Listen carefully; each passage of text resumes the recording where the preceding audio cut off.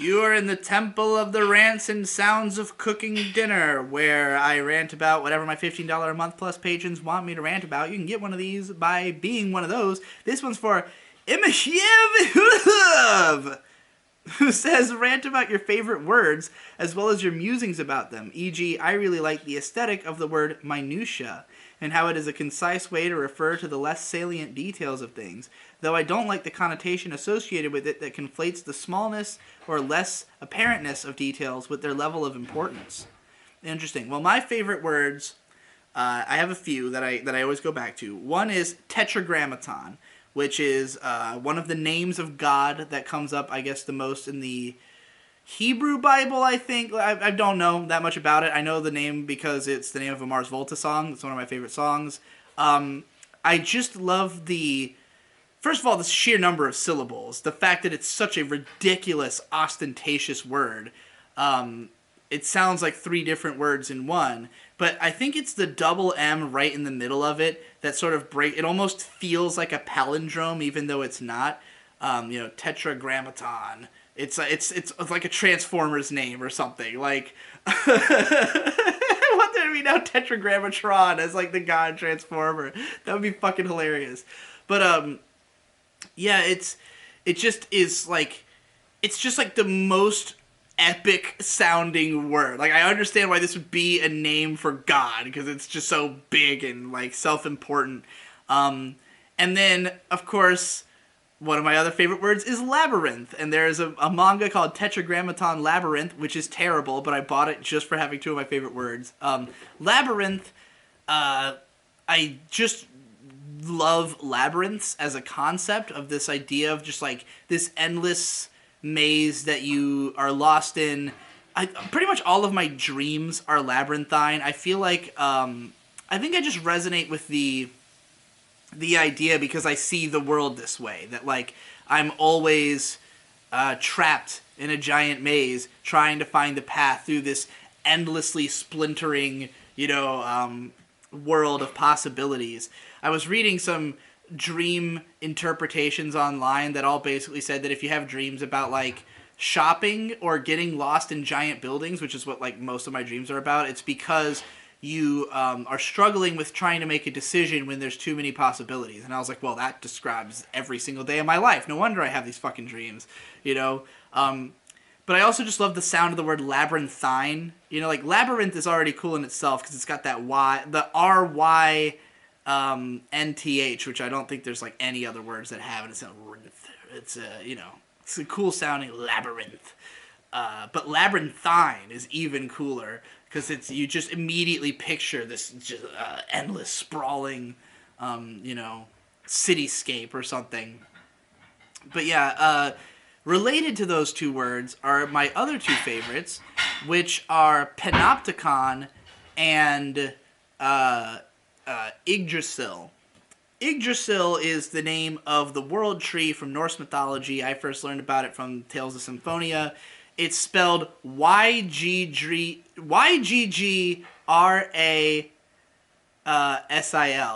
Yggdrasil.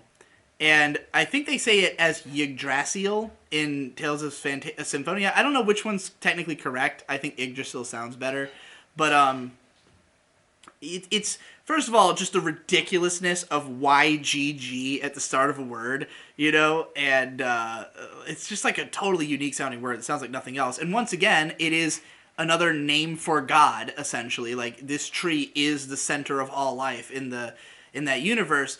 And also, I look at a tree as something similar kind of to a labyrinth in that it's endlessly branching. Like, the idea of a world tree, of a tree that just kind of is bigger than anything and goes on forever. It's like when you think about the sheer number of branching paths in a world tree, it's like, it's similar to a labyrinth.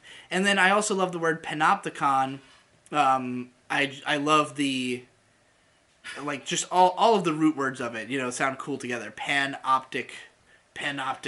It's like you immediately know what it means, but it sounds like some kind of badass cool structure. And I also think of it as something that has some kind of godhood in it, in that it's one... So a panopticon is a prison structure where the idea is that there's a central tower that can see into all of the cells.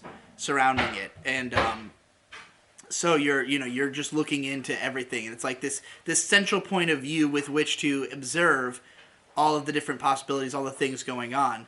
And so I tend to look at you know perspective, like your perspective is a panopticon. Like you are yourself a central tower that is observing all your surroundings in it around you at all times. Like you are always stationed in your own panopticon and observing everything from that perspective.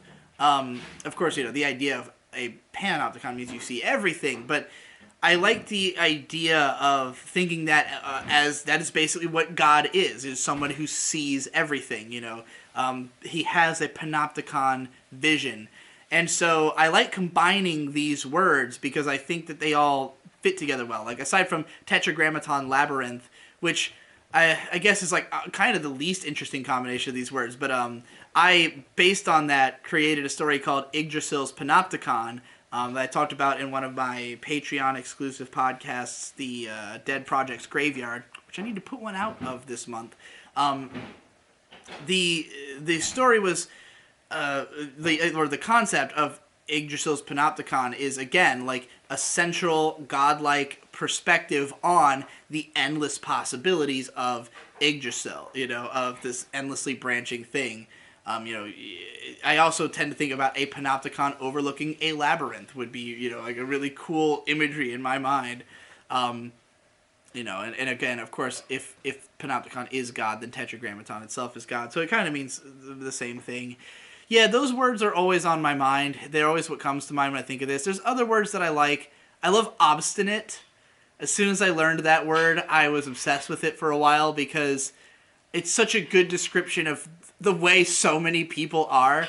If you don't know this word, it basically means kind of means hard-headed, stubborn, like just refusing to budge on things. Like if you are like aggressively in denial, like just always being really attached to whatever you think and not really taking no for an answer, or not willing to listen to reason. You're just being an obstinate prick.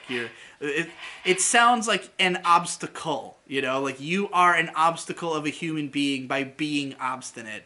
I'm trying to think of some more words that I like. Oh boy. There's a lot, like if you pay attention to my scripts, you will find words that obviously aesthetic is a word that I love because it sounds like what it is and it's just fun to say, but that one's like kind of a meme beyond me, like there's several people who have like that as a catchphrase basically. God, like, yeah, if you hear like some big word or some strange word coming up in my videos again and again that doesn't seem like something people normally say, it's just because I love that word. Fjord is another one. Fjord, fjord. I have a tendency to say the phrase like a fjord between, like a fjord opened up between these two people, or like they had a fjord between them, and I had thought that was a phrase. Like I thought that people said that, and then I found out they don't because people kept pointing out that it was weird that I was saying it in my videos.